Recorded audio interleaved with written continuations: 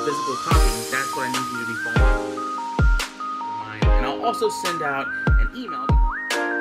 Outside, the sky is blue. Communication.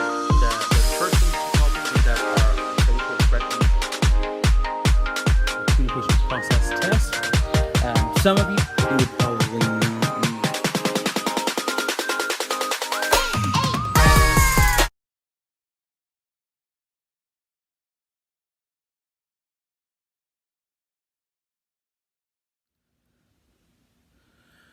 When Alex unexpectedly passed away after only 31 years of life, his last words to his dearest friend were, "You be good. See you tomorrow. I love you." A touching sentiment indeed, but all the more impressive because Alex was an African gray parrot. What matter? Whoa! That's right. How many? 2. That's right. You're a good boy. No, Can I go sweetie. back? No, you can't go back yet. You gotta... You want some water? All right. Do you want some water, or are you just asking to interrupt? Are you just asking to interrupt? I know Go you. back? I know you. Hey.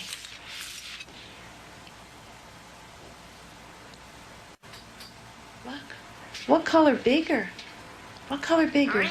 Green. Green. Oh, you're a good back. boy. Okay, Alex, look. Well, look what I got for you. Hey, look. Look at all these neat toys. Look.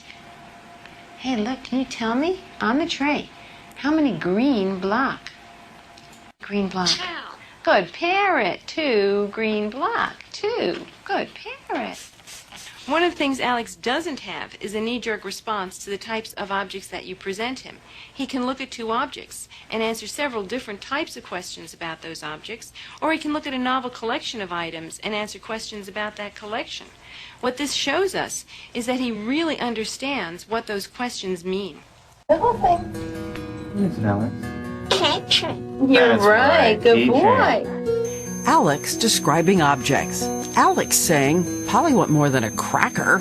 Is what you want? I want banana. Carrot. Good birdie. I want corn. Soft corn. Soft corn, good parrot. We've got rock corn, that's dried corn, and we've got soft corn too. Cold. It's cold, yes, it's cold. It's from the refrigerator.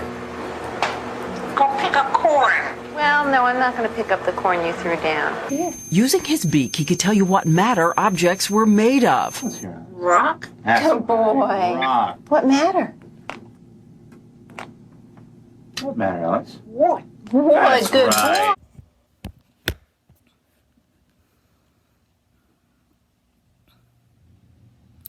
Over the course of 30 years, his owner, who had acquired Alex from a Chicago pet shop at the age of 1 year, had taught the parrot a vocabulary of over 150 words. And according to some reports, he was able to recognize 50 different objects, could count quantities up to 6, and could distinguish among 7 different colors and 5 different shapes. He also understood the concepts of bigger, smaller, same, and different. As you saw in the videos, it was more than just a parlor trick. He was communicating in some aspects with his owner. And so the notion that communication is only human is pretty much all but gone. But that's not the only example. So it's not just parrots who have the ability to communicate. We're now going to look at an example of a male bonobo, 31 years old, who lives with a social group of his own species at the Great Ape Trust in Des Moines, Iowa. And you're going to see several very, very cool things. You're going to see this animal named Kanzi produce fire. He is going to cook his own food, and then you're going to see him use a special type of keyboard that allows him to communicate different types of words.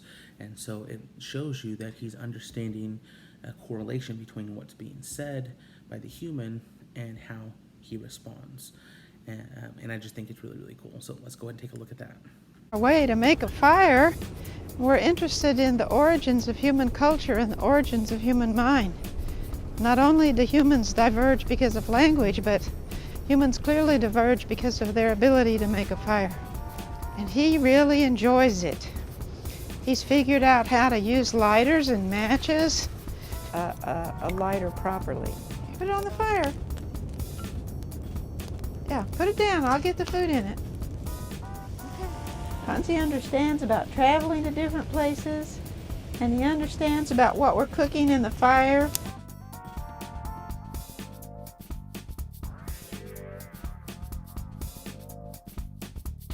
That's a perfect marshmallow stick. That's one of the best I've seen. Where's your marshmallow?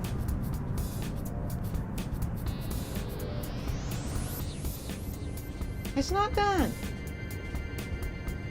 There, you got it burning.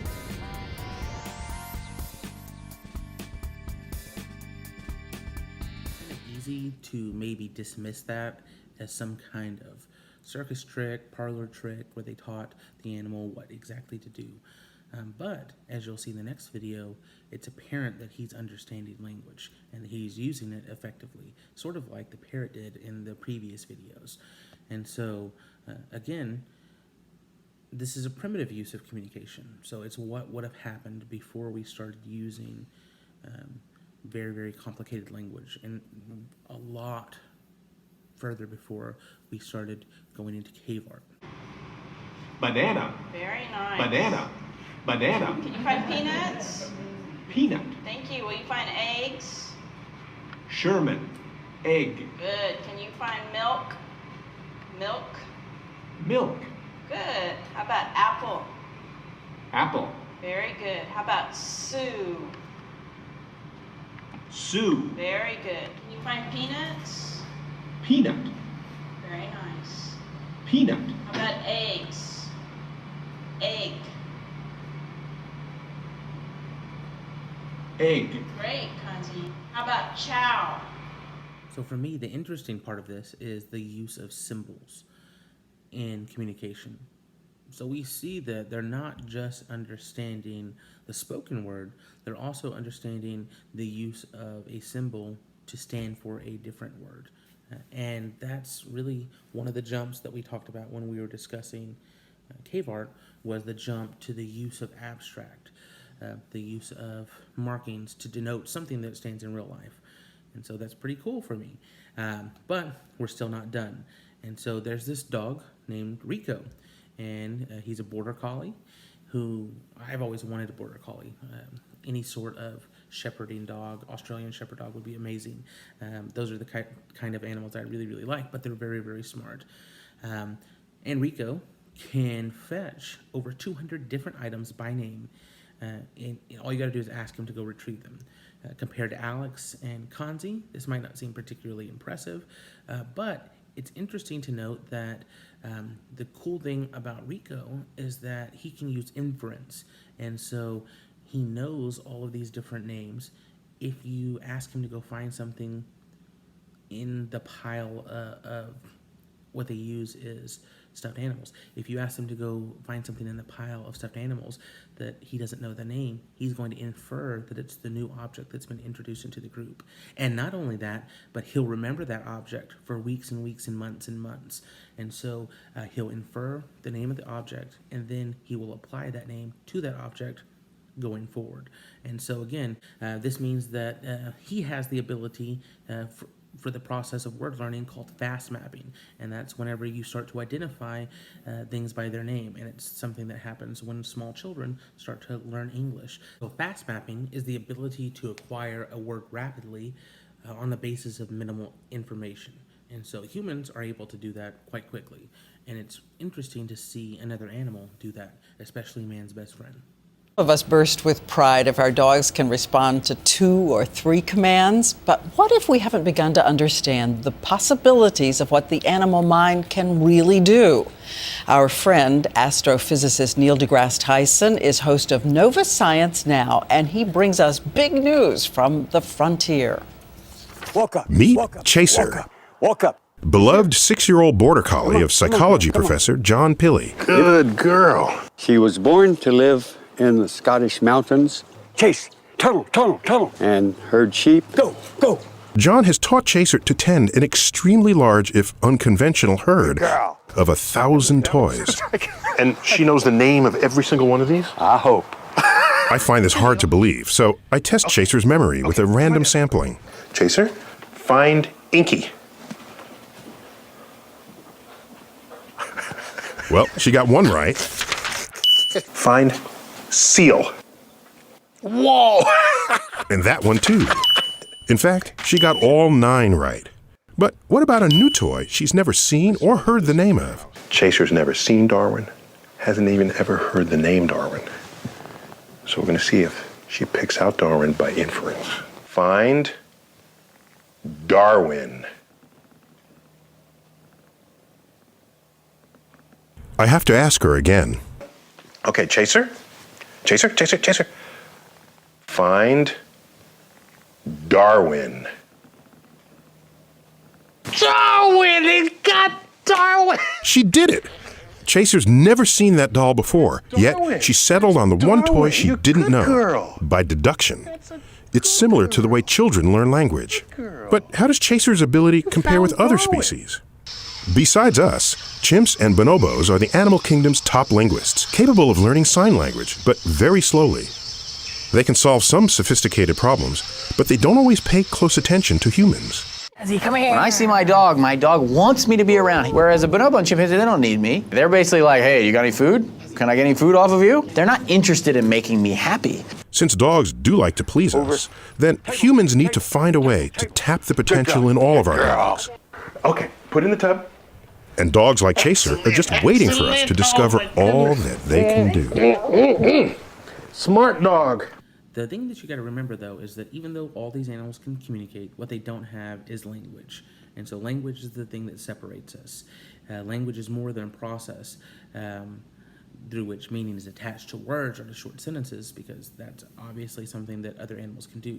Language might be described as the ability to take a finite set of elements, such as words, and using a set of rules, grammars, and syntax to create infinite combinations, each of which is comprehensible and understandable by the person who's listening. Given this definition, it's perhaps not surprising then that cognitive psychologists sometimes speak of grammar of action. So, like sentences, the catalog of human action is infinite. So the ability of us to do different things is infinite. So I can take this pair of scissors and attempt to balance it on my finger. Now, it's probably not the smartest thing to do. I definitely wouldn't suggest you do it or my children do it, but it's something that I could do. Also, something that I could do is maybe taking this glue and pouring it on my head. So the amount of things that we can do action-wise is infinite. And they can be smart or they can be dumb things. We stretch, we bend, we kick, we build bridges, we prepare meals, we perform an endless variety of dance routines. We can make paper airplanes. Complex actions like taking a hammer and hammering a nail can be broken down into different actions such as grasping, striking, reaching, just as a sentence can be broken into its units, nouns, verbs, and adjectives. And so in 1951, the cognitive psychologist Carl Lashley proposed a link between language and action. He wrote, not only speech, but all skilled acts seem to involve the same problem of serial ordering, even down to the temporal coordination of muscular contractions in such a movement as reaching and grasping. So just as a stream of speech does not contain explicit pauses between words, fluid actions, like nail hammering, do not contain breaks between their components. So as I'm talking, for the most part, unless I'm trying to think of something, there's not going to be a whole lot of starts and stops. The same as if I reach across to grab these scissors and I'm going to open them up, there's not going to be a whole bunch of starts and stops. But it all takes different motions, right? I had to reach across, I had to grab, I had to pick up, I had to pull it to me, I had to open the scissors, and then I had to open and close, close and open, close and open. And then I have to reach back across, set down, and pull my hand back. But it all happens in a stream. We effortlessly do this. We have the ability to effortlessly parse speech streams, and so we don't have to have a whole bunch of time in between words. Now, if you notice specifically with Rico, he had a little bit of an inability to do that. So you might have to say, Rico, go get Einstein. We go get Einstein. And whereas humans don't really have that problem. So, language is a way for us to describe a process of actions as well as the way we manipulate words. Understood from this perspective, language is not a method of communication per se, but rather a method of computation. So what that means is we use language in order to compute how to do things, compute what we know about the world. And whenever you start to look at it that way, then things like cave art start to make a whole lot more sense. All of those geometric shapes are actually ways that they can compute how many people they have to feed, how much food that they have gotten, the amount of kills that they got in a hunt, different things like that. So it's a method of computation. Other animals clearly communicate with another, sometimes in fairly elaborate ways, like we've talked about. Whales sing, monkeys howl, birds chirp, lizards bob their head and down to communicate. That's not necessarily lizards like sand lizards, but it's actual lizards. And some squid do it by regulating the coloration of their skin cells. But none of these processes can be explained by language. So what makes human language unique is that it allows us to communicate with each other, but not that it allows us to communicate with each other, but that it allows us to do so in an infinite variety. A monkey can scream to warn its troopmates of an approaching predator or alert them of a cache of tasty food, but it can't communicate something like, doesn't that hawk have a weird looking shaped beak? Or, with a little salt, this fig would taste divine. As we've just discussed and you just saw, communication is not limited to humans. Spoken communication evolved in a series of gestures and verbal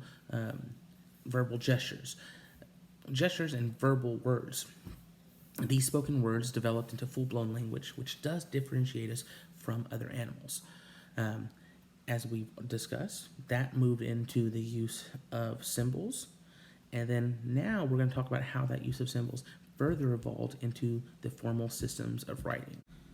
So as we've discussed, there were ornate engravings, carvings, and paintings in cave art.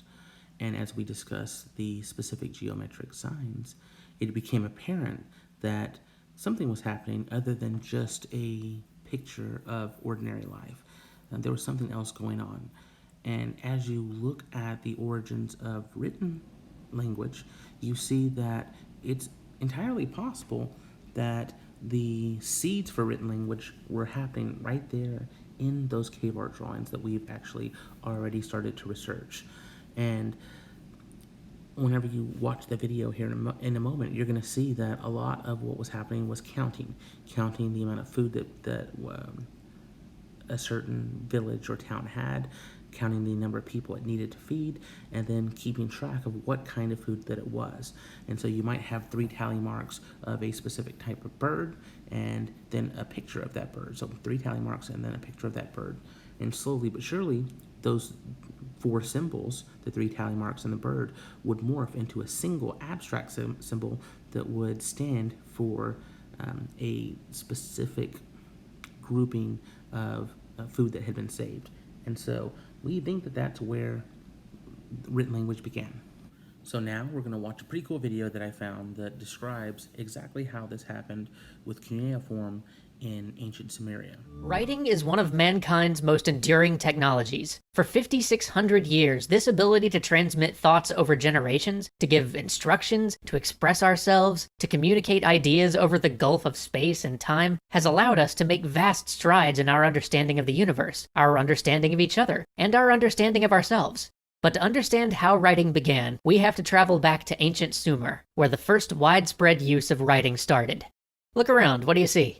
Yes, you see the potters and the merchants, you see streets and gardens, but what do you see looming over all of it? The temples. These temples play a huge part in why writing began. For, you see, Sumer was the land of the world's first real cities. Not hundreds of people, or thousands of people, but tens of thousands grouped together. And these cities formed city-states, bound together by the veneration of a specific set of gods. The people mastered irrigation, and the cities grew. And as the cities grew, so too did the temples to the gods.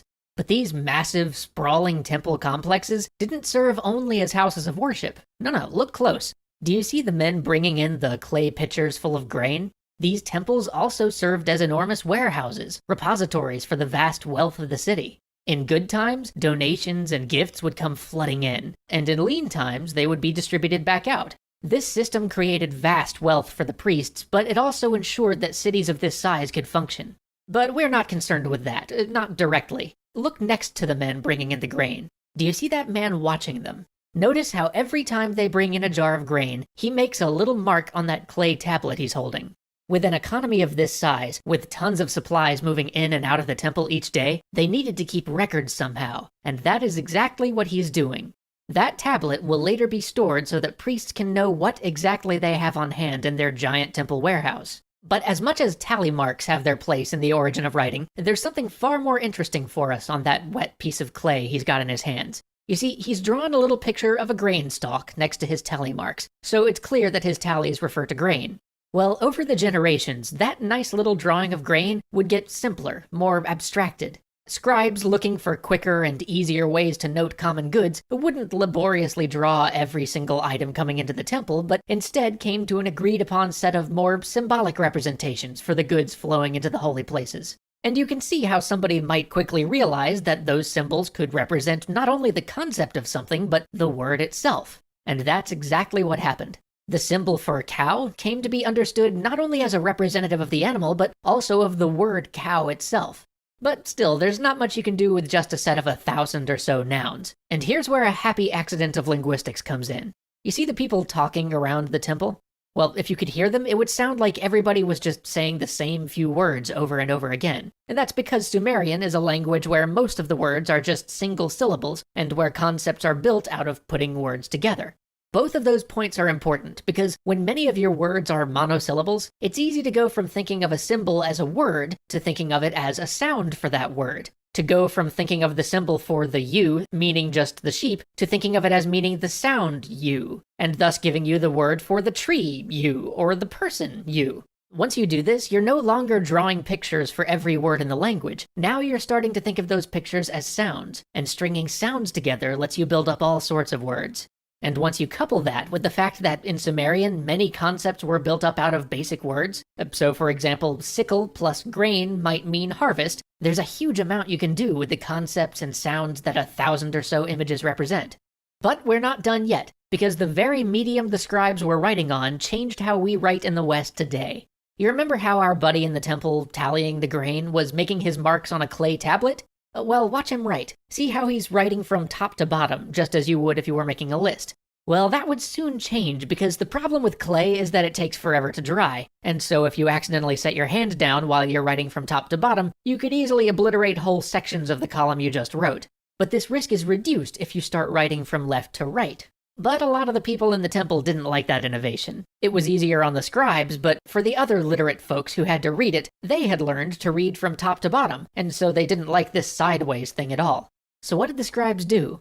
Well, they simply rotated all of the characters 90 degrees so that a person could turn the tablet and read it from top to bottom just like they always had. Soon, people were just reading the sideways characters left to right. But because they'd been flipped, now they were even more abstracted, even further from the pictures and the things that they originally represented.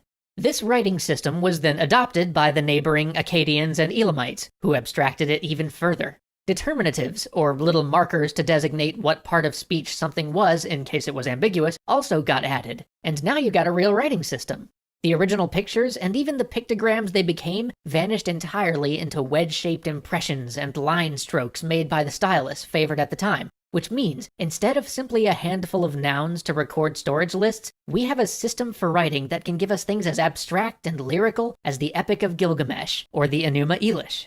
So how do we know all this? Well, funny thing about clay, when a place is burned down and all of your writing is on clay, rather than it being destroyed, the writing hardens and becomes preserved. But that won't happen here for some time, so let's just celebrate what scribes like this one and the marvelous city of Sumer gave us. A gift that has lasted us more than 5,500 years. Writing. Now, since we don't get to do the lies episodes for these one-offs, I also want to point out that this is just the first place in history where writing achieved widespread use. Later, it would be developed independently in Mesoamerica, and was almost certainly developed independently in China. There's a great deal of contention about whether it developed independently in the Indus Valley and Egypt, although from what we've read, which admittedly isn't nearly enough to form anything more than a layman's opinion, I'm more in the camp that both of these groups inherited the basic concept from Sumer.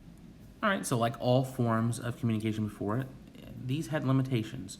So we've already talked about the limitations of the spoken language, time and space. The limitations in cave art would have been that they were in remote places, it would be hard to get to them, and that they would be closed off from the world. Some of the problems with clay tablets would be that they are fragile, would be that there are so many of them, would be the way that they're writing from left to right. And then whenever you move on to Egyptian hieroglyphics, you'd see that they were often written on stone tablets, they were written on stone walls, they were written on pillars, and so obviously you would have a lot of problems with transportation of information this way just because they're so heavy. If it's clay tablets, they might crumble, they might break, and if it's hieroglyphics, it might be too heavy to carry. As we do these lessons, questions often pop into my head, and if they pop into my head, they're probably popping into your head also. And so one of the things I was thinking about with that little last bit about the limitations is, well, how exactly do you write in clay tablets? And so I went and found us an example, and it's pretty interesting to watch. And so now we're going to see how they actually made these clay tablet indentions. Clay tablets preserve the secrets of the world's first civilization, the Sumerians of ancient Mesopotamia.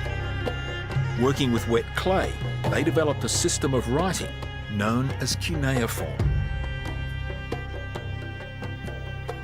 One of the things I often talk about are the limitations in the communication methods that humans have devised.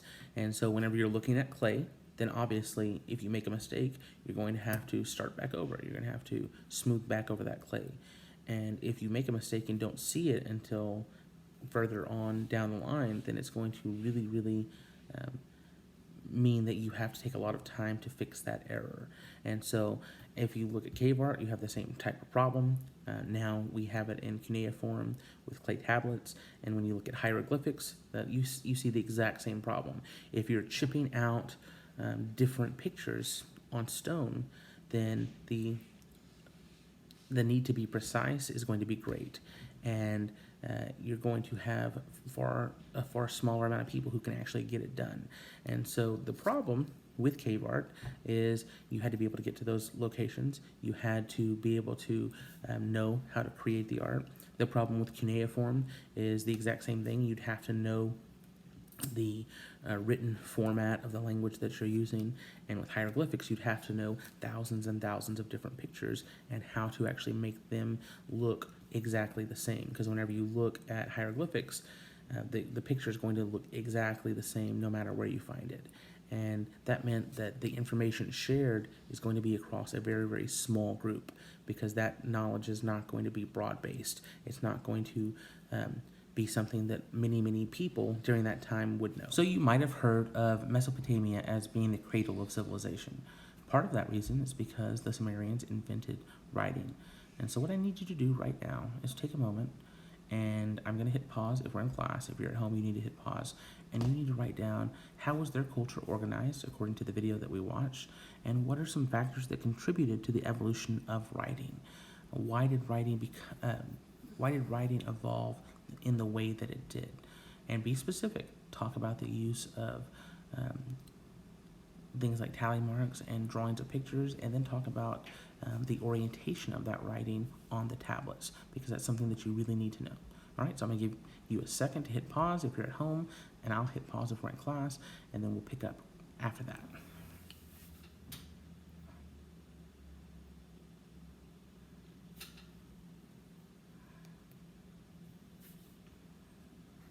All right, so now you're going to use those notes and see if you were right. So the evolution of writing started with pictographs. They might draw something that looked like a tree, and then say that there's three apple trees close by. And then eventually the markings for the numbers and the markings for the tree come together, and they became more abstract. And as they changed the way that you would write from up and down to left and right, then all of a sudden those symbols were flipped, and you had them look even more abstract. So the pictures no longer looked like the thing in real life that they were referencing. So then it transformed to cuneiform. Now I want you to consider the tools that were needed and how those tools dictated the style of the writing itself. So you saw an example of cuneiform happening. You had to have a tool in order to make the different markings, and you also needed to have wet clay. And something that we talked about briefly is who was able to read and write, and what did that mean in a social structure of the age. And again, I'm going to give you a moment. If you're in class, I'm going to hit pause. If you're at home, hit pause and write down your thoughts on what we just discussed. Specifically, how would the use of the tools needed to make these marks impact what you're writing about, and impact mistakes, impact the spread of knowledge, and how would the limited ability of those things to occur impact society as a whole? So what happens when information itself is closely held in a small group? So of course, writing had a huge impact on civilization. Whenever you look at Hammurabi's code, you'd see that we finally have the institution of law. We start to see the introduction of literature, of stories, of myths that are put down in writing and written into stone, literally.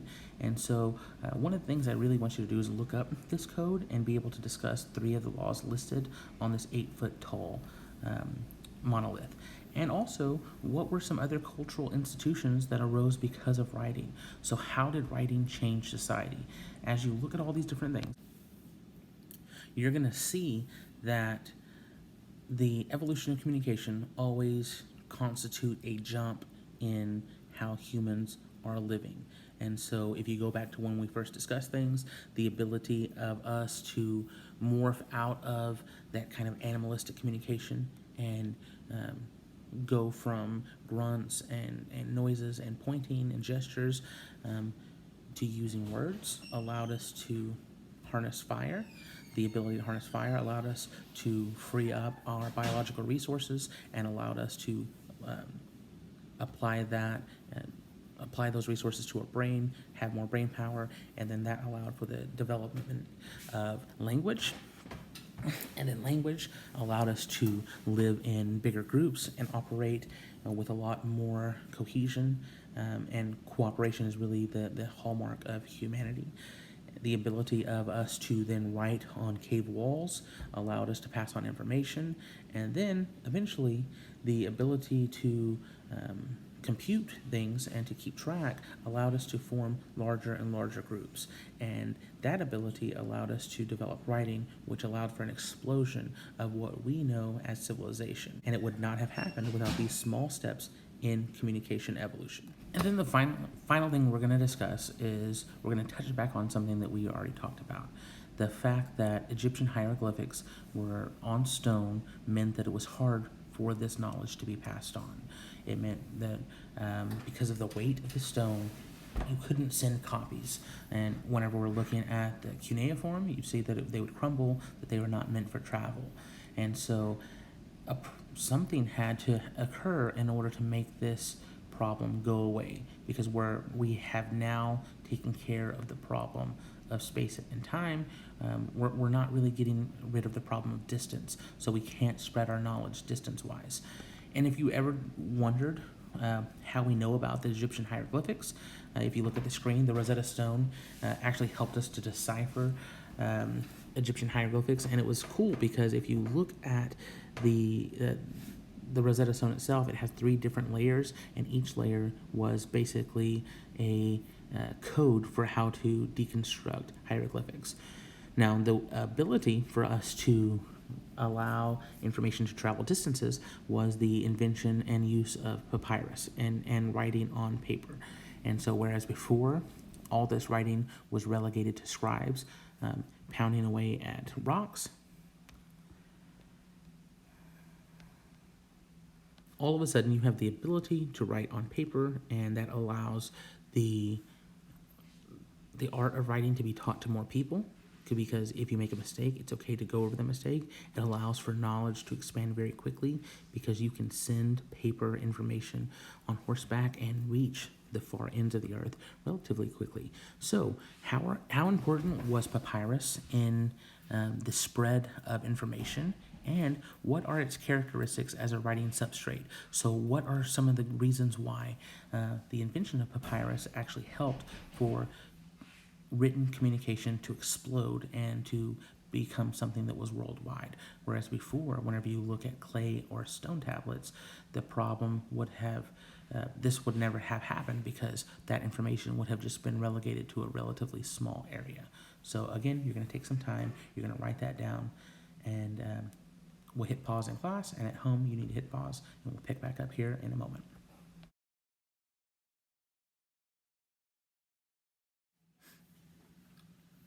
At the end of the day, you've learned how writing has evolved. You've learned how humans are constantly trying to overcome obstacles in communication, and that necessitates these changes in our ability to communicate and our ability to transmit our language across different platforms. And so again, we went from utterances, grunts, gestures, to spoken words, to full-blown language, to trying to compute that language on cave art walls, to further trying to commute it in cuneiform in the form of clay tablets, and then that morphed into trying to develop pictures in the form of hieroglyphics for each word that existed. And so one of the problems with learning hieroglyphics is that there are literally hundreds and hundreds and thousands of different hieroglyphics, because each picture stands for a certain word. And obviously, the massive problem that has is that you can't teach that to a whole lot of people, and so it makes more sense to develop an alphabet in order to transmit information, because an alphabet with a limited number of symbols can stand for an infinite number of ideas. And so we see that this slow transmission from pictograms to cuneiform to hieroglyphics to alphabet is extremely important. But we also see that the method of transmission, the channel from cave art to clay to stone and eventually to papyrus, is also very, very important, because if it wasn't for these things, we wouldn't have this explosion of knowledge. We wouldn't have this explosion of education. And instead, it would be relegated to a very, very small amount of people, and any sort of natural disaster could have wiped that knowledge away, and we wouldn't have the world that we have today, and we wouldn't have the human knowledge that we have today.